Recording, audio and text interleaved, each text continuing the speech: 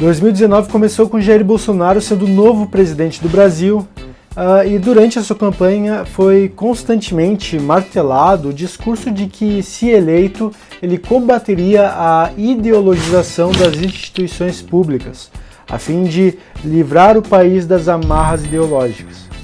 No seu entendimento, essas ideologias destroem valores tão caros aos brasileiros, como os valores da família e da tradição.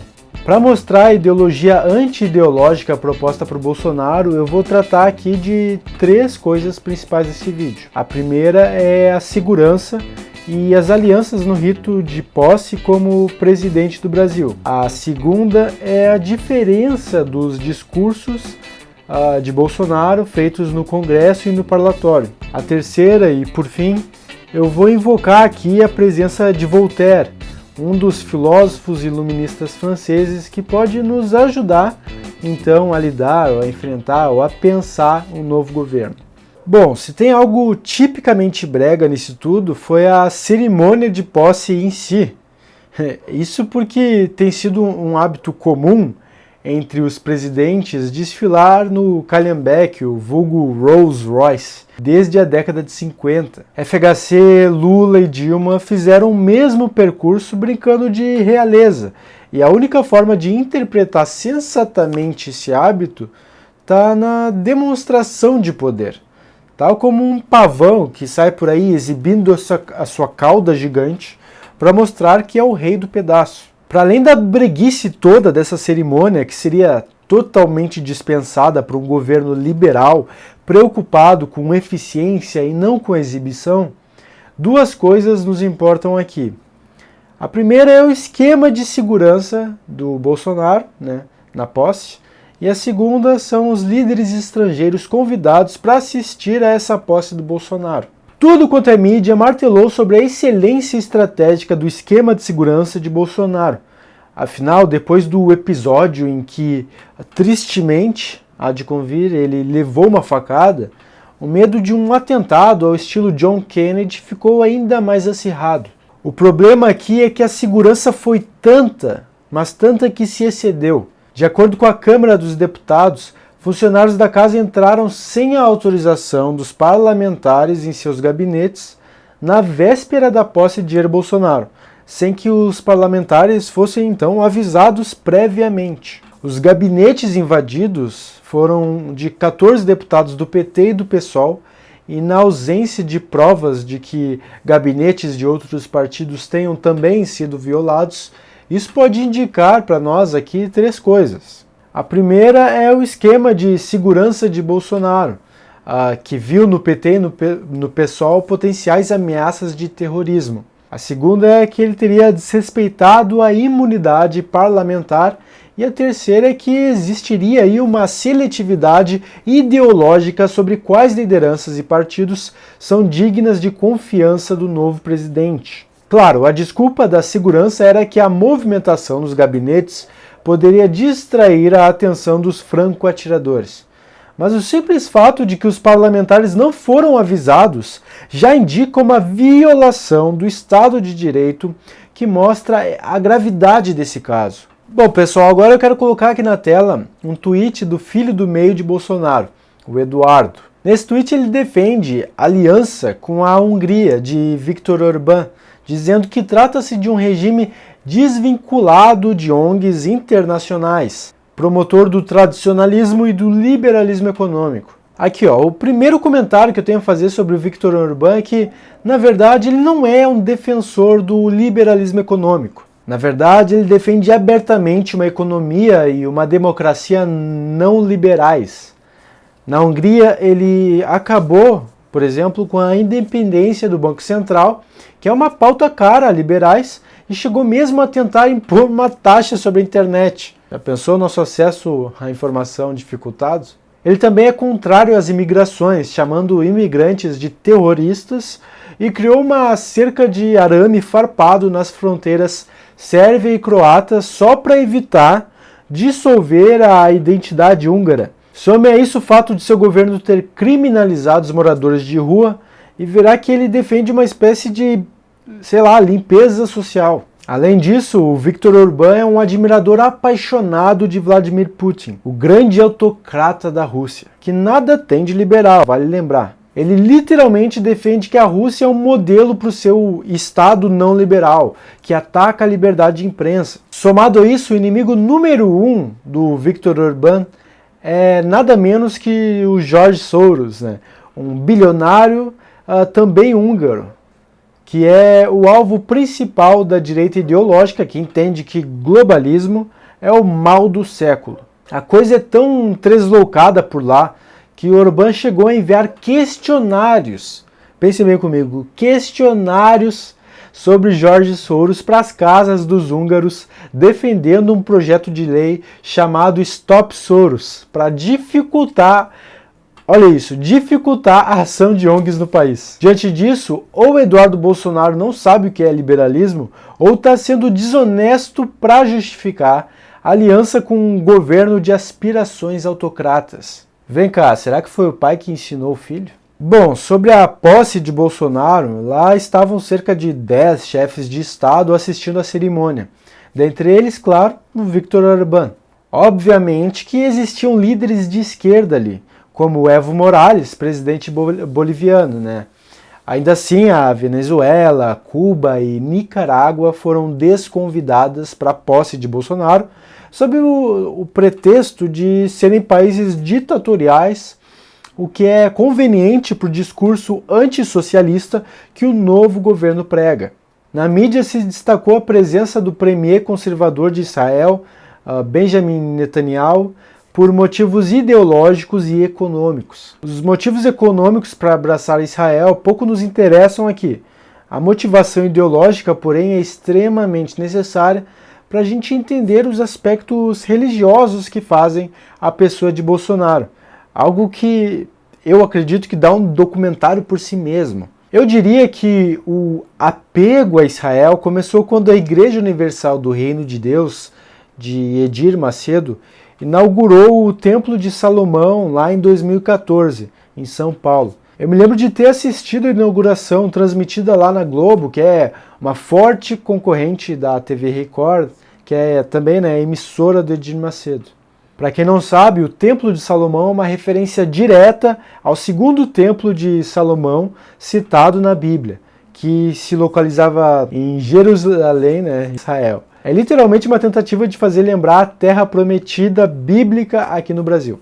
A coisa foi tão inédita na inauguração do templo que o Edir Macedo apareceu de quipá e vestindo trajes de Israel, como se não fosse uma conquista evangélica, tudo que estava acontecendo ali, mas uma conquista mesmo judaica. Ainda que a IURD sozinha não faça a bancada evangélica inteira, obviamente o Edir Macedo tem a sua influência nesse emaranhado aí de seitas de fé. Junto a seus colegas de bancada, o Edir Macedo sinalizou o voto para Jair Bolsonaro, mostrando então que a sua emissora, a TV Record, estaria ali disponível como uma ferramenta para apoiar, né, o novo governo. Não sejamos ingênuos aqui.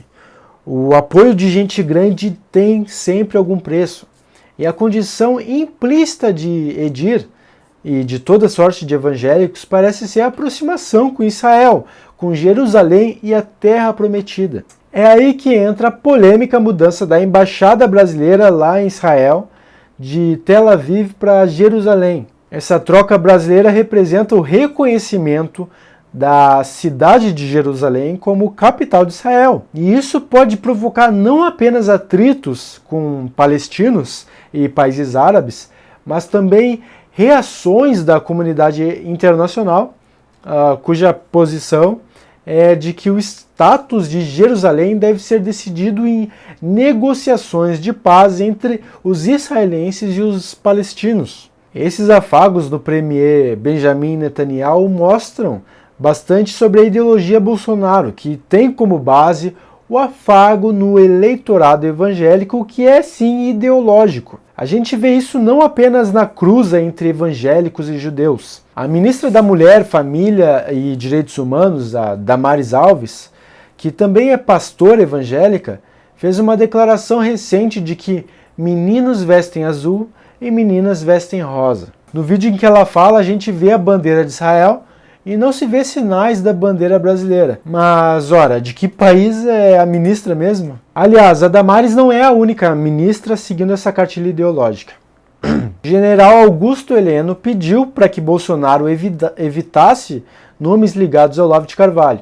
Ele era contra Ernesto Araújo e Felipe Martins, mas ele perdeu as duas batalhas. Ernesto é o novo ministro das Relações Exteriores e Felipe é o novo assessor internacional do governo. Ambos seguem os raciocínios conspiratórios de Olavo de Carvalho. E além destes, o ministro da Educação, o também filósofo Ricardo Vélez Rodrigues, é mais um olavista no time. E se você acha mesmo que Olavo de Carvalho não é um ideólogo, bem, eu não posso te ajudar. O que eu posso fazer por ti é lembrar que a pauta do combate à ideologia de gênero, que foi por onde Damares justificou a sua declaração, após ela ser criticada amplamente pela mídia, pelas pessoas em geral com a sua afirmação, óbvio, também é uma pauta do Bolsonaro.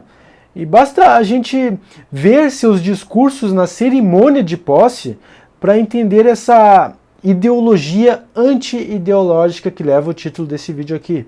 Esse desejo do Bolsonaro por combater ideologias nefastas foi expresso no primeiro pronunciamento, lá no Congresso, quando ele disse querer livrar o Brasil da submissão ideológica. Alguns pontos ditos por ele são que vamos unir o povo, valorizar a família.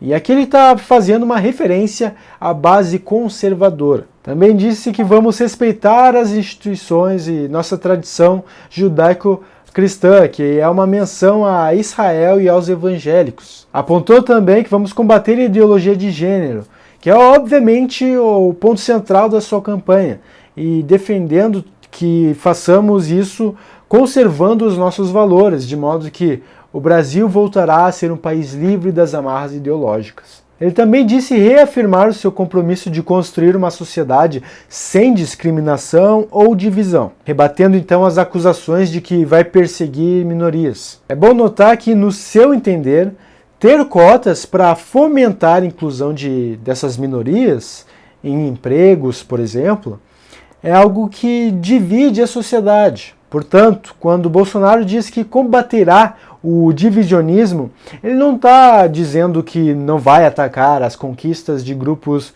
minoritários. Ele está simplesmente valorizando o seu ideal patriótico de um Brasil mais homogêneo. Ele também defendeu o respeito ao Estado democrático, em resposta às críticas de que seu governo pode ter tom autoritário. Já no segundo discurso, depois de receber a faixa presidencial, ele prometeu livrar o Brasil do socialismo e do politicamente correto. Nesse segundo discurso, ele encerrou dizendo que nossa bandeira jamais será vermelha e que será vermelha apenas se precisarmos derrubar sangue para mantê-la verde e amarela. Não sei vocês, mas eu me entendo liberal e se tem uma coisa que eu não quero no Brasil, é socialismo. De fato, eu não quero socialismo de esquerda e nem de direita. Mas tenho que admitir que Bolsonaro está combatendo fantasmas. Quando ele associa socialismo a Lula e a Dilma, ele não está sabendo analisar o que esses governos fizeram na prática. Eles foram muito mais herdeiros de Getúlio Vargas do que de uma tradição socialista. Nas eras Lula e Dilma, houve uma espécie de nacional-estatismo, tentando conciliar ali a defesa dos trabalhadores e das minorias com a manutenção do capitalismo. E não existe manutenção do capitalismo no socialismo, tá ok? E, de fato, o PT teve relações escusas com o socialismo autoritário de Cuba e Venezuela. Isso a gente tem sempre que lembrar. Mas ter essas relações não torna eles socialistas. Do contrário, a gente vai ter que aceitar que Bolsonaro é autocrata, já que está abraçando relação indireta e ideológica com Putin por meio do Viktor Orbán. E outra coisa que vale lembrar aqui é que se Bolsonaro fosse tão adepto assim do liberalismo econômico quanto ele diz ser, e não populista se aproveitando da maré liberal para ganhar voto e assim ganhar então maior apoio popular, ele não teria votado de acordo com o PT nos 30 anos de seus mandatos. Aliás, ele ao menos entenderia que o primeiro governo Lula nem de longe pode ser acusado de socialista, pois sua equipe econômica era verdadeiramente neoliberal, que é um fantasma que a esquerda hoje em dia tenta atacar também. E essa equipe se espelhava no modelo de sucesso econômico do Chile, da Escola de Chicago, da qual o próprio Paulo Guedes é filiado. E também essa equipe de Lula continha ninguém menos que o Marcos Lisboa, o famoso Diabo Loiro, um dos responsáveis pelo Bolsa Família, que é possivelmente o economista brasileiro liberal mais respeitado da atualidade. Enfim, o que mais me chamou a atenção foi outro trecho do discurso de Bolsonaro, quando ele diz que podemos, eu, você e as nossas famílias, todos juntos, reestabelecer padrões éticos e morais que transformarão nosso Brasil. O filósofo conservador Francisco Ratzo pontuou bem o problema dessa afirmação. Não é papel do governo estabelecer ou reestabelecer parâmetros morais. O governo não deve se ocupar de moralizar a vida alheia. Além disso, para o Ratzo, Bolsonaro, que não é liberal, também peca numa visão conservadora. Essa visão de todas as famílias juntas é uma visão coletivista, não cética, imprudente e, portanto, nada conservadora em sentido clássico. Dá para dizer que é a expressão maior do coletivismo tradicionalista que gera o populismo no qual Bolsonaro nada abraçadas. A ideologia anti-ideológica de Bolsonaro se baseia em algo simples. Trata-se de assumir que ideologia é o mesmo que pensamento de esquerda. É só entendendo o termo dessa forma que ele pode se dizer um anti-ideólogo sem cair em contradição. Ocorre que a ideologia Bolsonaro é problemática, especialmente por necessitar do esvaziamento de um termo que é utilizado historicamente com precisão conceitual. É basicamente fazer o mesmo que faz a esquerda, que acusa tudo quanto é pessoa de fascista apenas por ter ideias das quais discorda. Para deixar claro que a posição de quem usa o termo ideologia como algo necessariamente de esquerda é a posição de alguém que está sendo extremamente ideológico.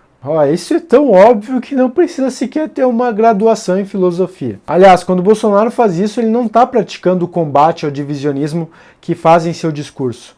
Ele está apontando a esquerda como uma inimiga, a partir da qual a unificação da direita é a verdadeira unidade do povo brasileiro, de acordo com o seu discurso, essa unidade de povo que ele quer buscar. Em seus discursos presidenciais, a gente vê ele não foi liberal, que os liberais, como eu, dentre outros, esperam. Nem o conservador, que conservadores clássicos esperam. Ele foi apenas populista mesmo, falando de coisas abstratas, apelando à emoção dos ouvintes, do povo que estava ali, sem entrar em detalhes sobre o que será do Estado que ele vai gerir agora, objetivamente, daqui para frente. Enfim, ele foi simplesmente ideológico, mesmo que em seu discurso ele diga que os outros é que são e não ele. O curioso é que o uso do termo ideologia que Bolsonaro faz é um uso marxista. Para Marx, a ideologia é um mascaramento da realidade, uma espécie de falsa consciência que opera nas pessoas a fim de preservar os interesses das classes dominantes. Assim, ideologia ganhou o tom de ser algo ruim, que deve ser combatido, porque não é, portanto, um termo neutro, como originalmente foi concebido o significado de ideologia como um conjunto de ideias, simplesmente isso. Só que alguém que se diz liberal e conservador não deve fazer um uso marxista de um termo se quer se distanciar do socialismo. Se o Bolsonaro quer então acabar com o suposto socialismo que ameaça o Brasil, ele precisa parar de ser um socialista às avessas, parar de demonizar adversários políticos. Me diz aí, isso não é difícil, né? Vem cá, Bolsonaro, quer fazer um bom uso do termo ideologia? Então usa o termo como a Hannah Arendt, que foi uma filósofa liberal. Para ela, o termo ideologia reflete uma visão extremamente coerente de mundo, só que tão fechada a argumentos contrários, que só se importa em conformar a realidade às suas crenças e não de adaptar suas crenças à realidade. Ou então vá ser um cristão decente e leia o teólogo mais influente do cristianismo, o São Tomás de Aquino, que entendia que a verdade é a adequação do intelecto à coisa e não a adequação da coisa, tudo que está aí, ao intelecto, à tua forma de ver o mundo. Enfim, pessoal, vamos aceitar o fato. Bolsonaro é apenas mais um ideólogo no poder, tá ok? E é só reconhecendo isso que a gente pode finalmente invocar o filósofo iluminista francês François-Marie Arouet, mais conhecido como Voltaire. Voltaire pode ser considerado um filósofo conservador, especialmente por sua aversão ao politicamente correto e oposição à educação das massas. Afinal, alguém teria que cultivar o campo, não é mesmo? Mesmo sendo controverso nesse sentido, Voltaire nunca apoiaria o Bolsonaro.